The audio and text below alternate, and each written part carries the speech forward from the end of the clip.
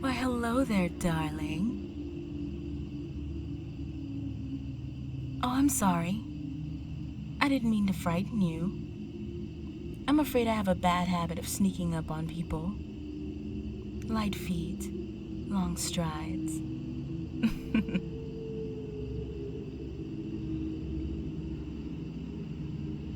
Tell me, what's a boy like yourself doing out here, prowling about my courtyard all alone, so terribly close to midnight?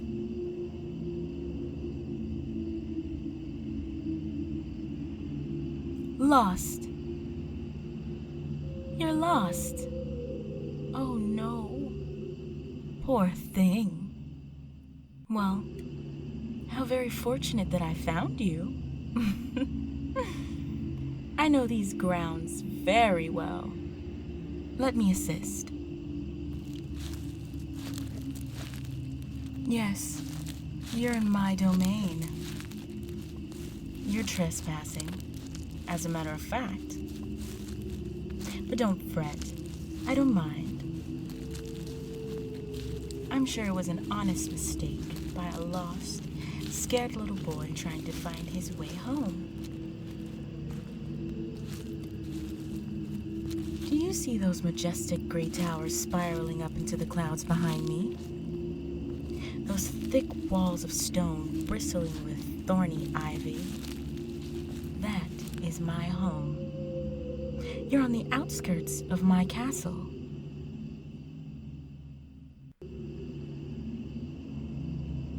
You seem skeptical. Have you never met a woman who lived in a castle before? You don't think I would lie to you, do you? Do I look to you like a dishonest person? No. It's the truth, I promise. This castle has been my home for, well, so many years I blush to name the number. But suffice to say, I have resided here for a very long time. And it's likewise been very long indeed since I last entertained a guest.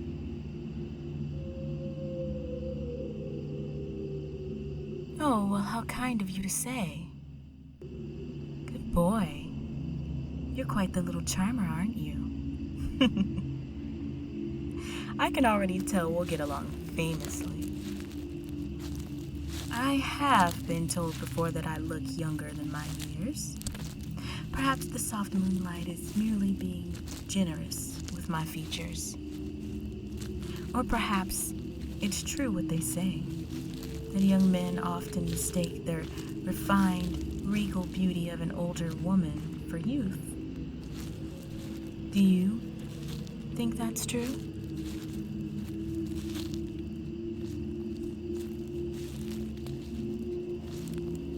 Of course you don't know. You don't know anything, do you?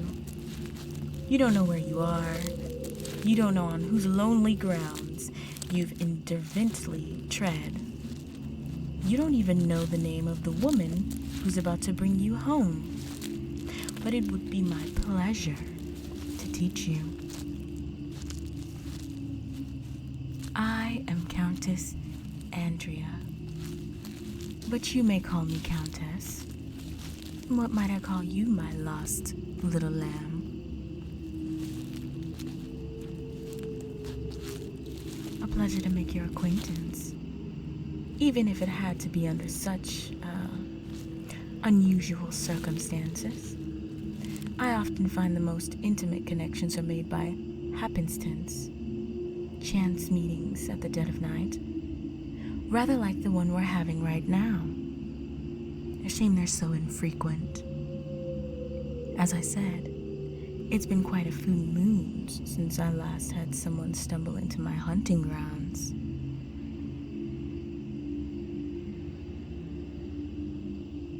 Why, yes. This courtyard is my hunting ground. In my younger days, my friends and I would fritter away half the nights of spring and summer here. My old companions so loved the thrill of the hunt when they were alive. Death has sadly dulled their tastes for chasing prey.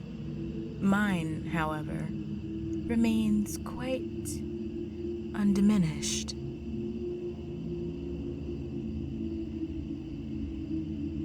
Oh, we hunted all sorts of beasts. Pheasants, fox, rabbit, even on occasion, that most crafty prey animal, man.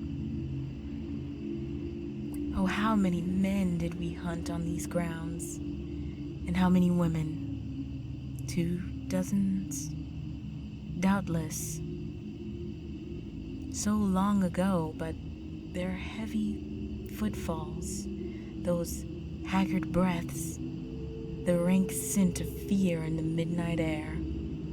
The memories are as crisp and savor as though they were made only yesterday.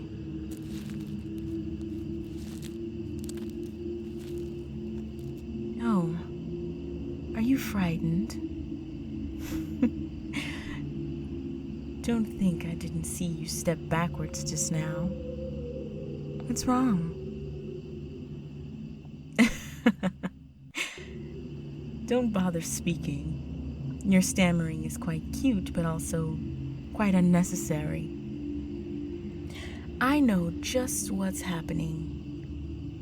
Something in you knows instinctively that I'm telling the truth. In fact, something about me you can't quite put your finger on has had the hairs on your neck stand up and goosebumps prickling your arms since you saw me. Hasn't it? This frail woman, all alone here in the dark, has you slowly melting into a messy bundle of nerves. That's all right. Here, let me make this easier for the both of us.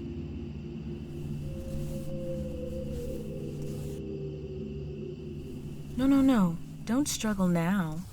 I have you. You're not getting free. Let me just wrap my arms around you and draw you into my body. Do you like that? No. Oh, what's the matter, darling? Are you one of those boys who doesn't like to be embraced? Are you shy?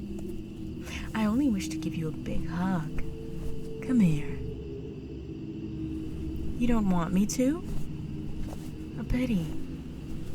I'm afraid I have to insist.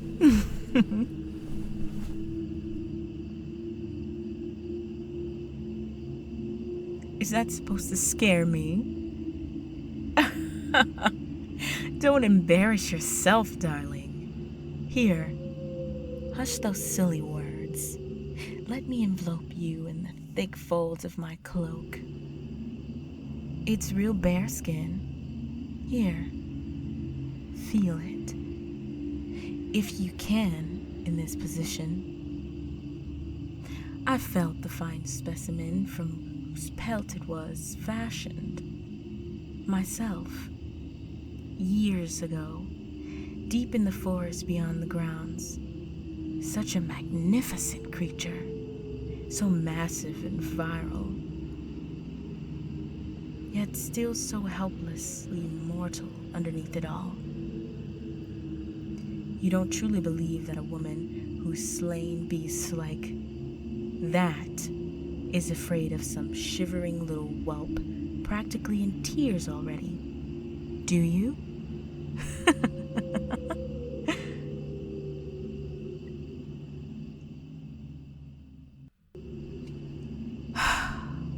Fine. I can see I'm dealing with a stubborn boy. Keep struggling all you like. I'm actually almost starting to enjoy it. Your little worming and wriggling is adorable, in a way, and those indignant, breathless shouts of yours as you squirm in my arms are not unamusing, if only because I can see how flustered you're getting at finding yourself to be so much weaker than I am. It's more than a touch humiliating, isn't it? Being effortlessly overpowered by an unarmed, older woman.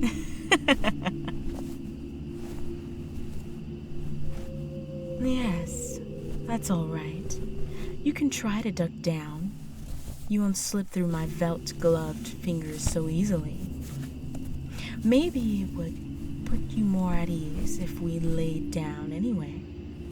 The dewy grass is soft enough to be comfortable. There, don't fight. It's hopeless. From the moment you stepped into my lair, you were inescapably mine. You simply didn't know it yet. Poor boy. But this doesn't have to be difficult if you don't want it to be. Just let me lower you down.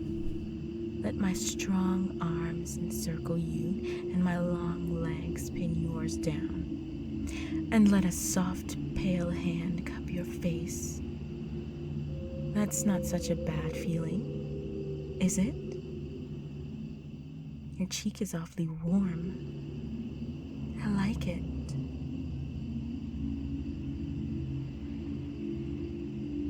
Scream all you like. No one can hear you. Nor would they have the courage or the strength to save you, even if they could. But we don't need anyone else to intrude on this special moment we're sharing. Now, do we? Such soft hair. I hope you don't mind me petting it.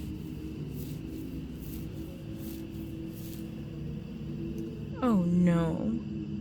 Don't lie to me, darling. You like it when I pet your hair. I heard that purr. Shall I reward you with another? If I do, I hope you'll be a good boy for me. Stop struggling so much.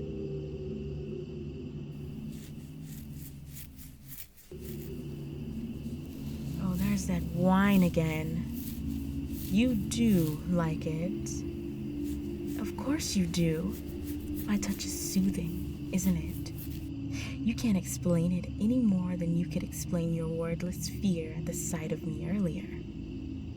But I can see a strange kind of petrified contentment, maybe even verging on enjoyment, starting to dawn in your eyes. Sure, you're still thrashing, but I can feel those wails and pleas for me to release you getting less convincing by the second. Those spasms and shakes getting weaker and more half-hearted.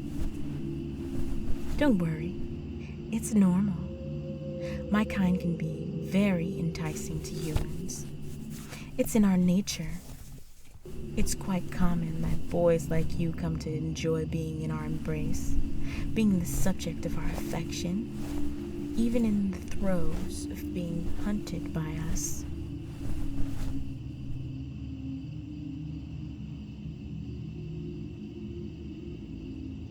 Of course. I'm not human, darling. Come now. Have you ever met an ordinary woman with a pair of glistening fangs like these? They make your little heart quiver when I bare them, don't they? So long and white and immaculate and sharp. I adore that little flash of fear in your wet, nervous eyes, but I can see that they excite you a little too. I know precisely what you're thinking. You've figured out what I am by now, haven't you? And you're wondering what it would feel like if these fangs of mine found their way to your pretty little exposed neck. And I just...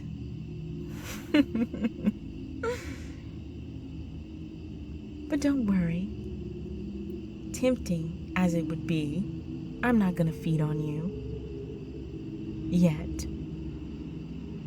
It's been so long since I've had a human stumble into my web. This spider can sheath her pincers for the time being and play with her food a little. In fact, there's something about your demeanor I'm going to find quite amusing. that anxious welling, those frightened puppy eyes. I think I'll take my time with you. No struggling. Be still. Calm yourself. Good boy. See how quickly you've been to obey? Oh yes, you might be suited for more than just a meal. You might be a candidate for more. I'll take my time with you, indeed. I was human as well, once. You know, long ago, just a small, inconsequential girl running around in this big, bustling world, not so very different from you. But then something happened. Something absolutely wicked. And when it was over, I became the Countess. My skin pale. My teeth grew into fangs. My lips took on this luscious, natural red you find so enthralling. Oh, did you think I didn't notice your eyes flitting down to my mouth? To these voluptuous lips of mine? Don't be shy. I'm flattered. If you wanted a taste, all you needed to do was ask. This need not only be fun for me, after all.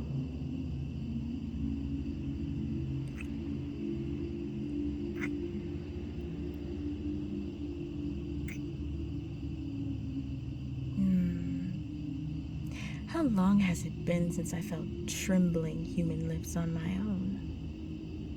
That was excellent.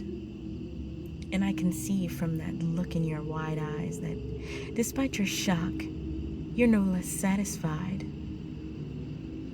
But we're hungry creatures, aren't we?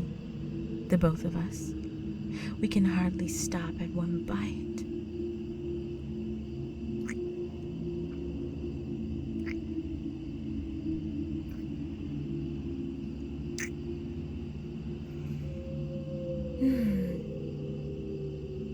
Much as I hate to part from you, I fear we're burning moonlight. Well, we're tired to the castle now. You and I'll find a room for you. Or perhaps you'd prefer to share my bed. Another little treat I might reward you with, if you're a good boy. As I said, this need not only be a fulfilling experience for me. I have so many plans unfurling in my mind for you, pet. You might just be the one I've been looking for. But time will tell. Now, one last kiss.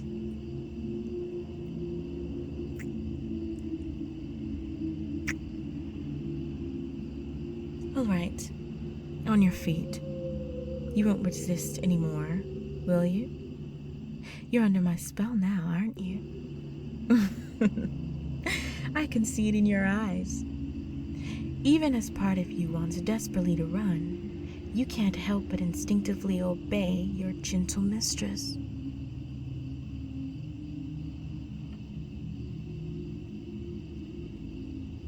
Good boy. But next time, you must respond with, "No, mistress," or "No, Countess." I haven't decided how I prefer you to address me when you're serving me. But you will be serving me so much in the coming days. We have time to sort that out. Take my hand now and follow me.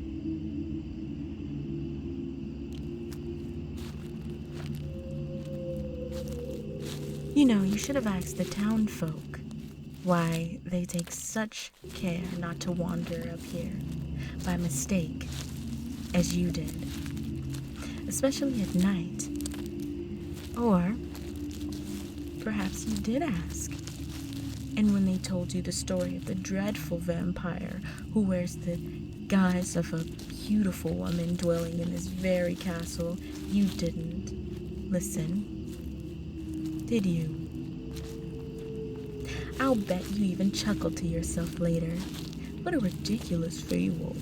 Nothing more than a lie to scare school children. I don't believe in campfire tales of vampire countesses stalking boys and snatching them up in the dark of night. Well, my darling, my advice is you'd best start believing in those tales.